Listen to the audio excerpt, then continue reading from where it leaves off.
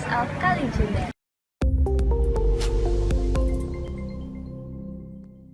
Hello, my name is Indra and I'm an alumni of Catholic University, the English department. So today I'm going to share to you my life as a graduate student in Monash University in Australia. As a graduate student, it is important to stay productive because if you're not productive, you cannot learn anything and you will be lazy and you're not doing the study technically. And last year it was quite hard to maintain productivity because we were in lockdown and all the studies and the classes were done online, so it's pretty challenging to keep your productivity high.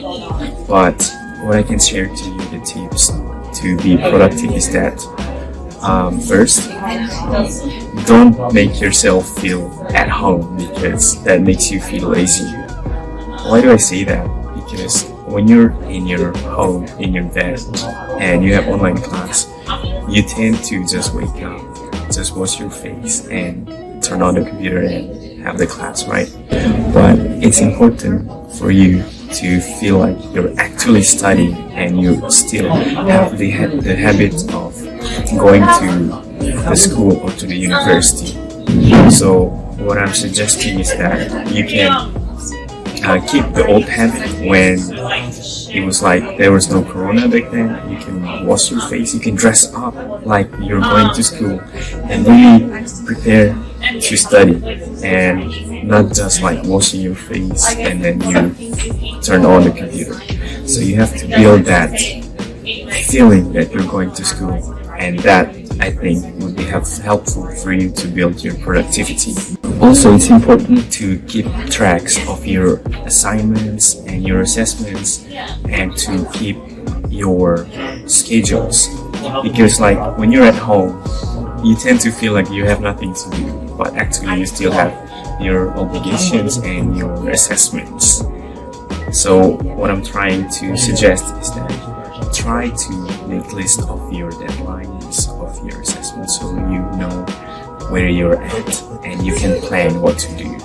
From those two tips, I can say that even though it's online and everything is done virtual, you can still be productive and you can still be resilient and be focused on your assessments and your tasks.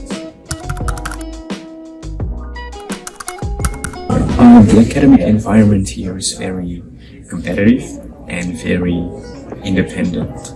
Like, you don't always expect your teachers to tell you what to study or what to learn, and it has to come from you also, because as a graduate student you have to be critical and you have to have the high level of critical thinking skills. You don't have to believe whatever your teacher tells you. You can find other materials or other readings that can probably enrich your understanding, and you see that there are a lot of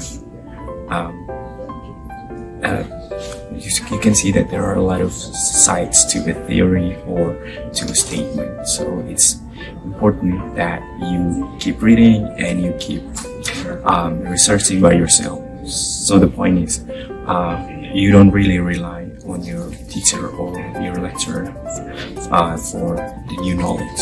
You also have to find it yourself.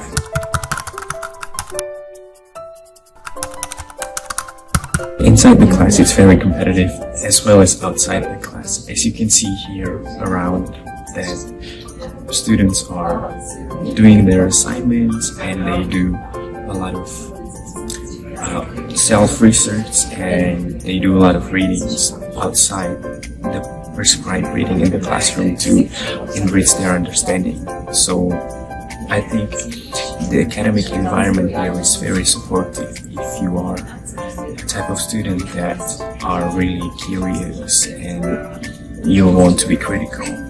There are a lot of resources for that.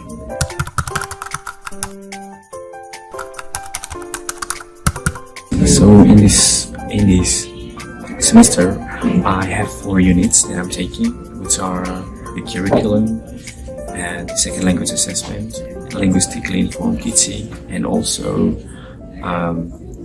integrating language and content. So from these 4 units, I learned a lot about how the curriculum works and how the second language assessment works. It's more than just assessment actually, and also for the integrating content and learning. It's pretty new for me because in Indonesia I don't think we really have that integration.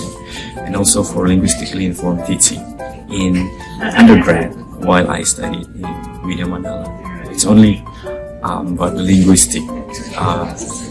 We deepen our knowledge on linguistics, but we haven't really connected to the teaching. So here we learn about that, and it's pretty interesting because it can enrich the methods or the understanding that we can have later for our future teaching, not just teaching, but what actually happens behind the teaching of language in particular. So I think that's pretty interesting. In my free time, I usually watch Netflix, listen to songs, and because Australia is pretty new to me, I try to use the time to really explore, like going on a road trip or flying to another state.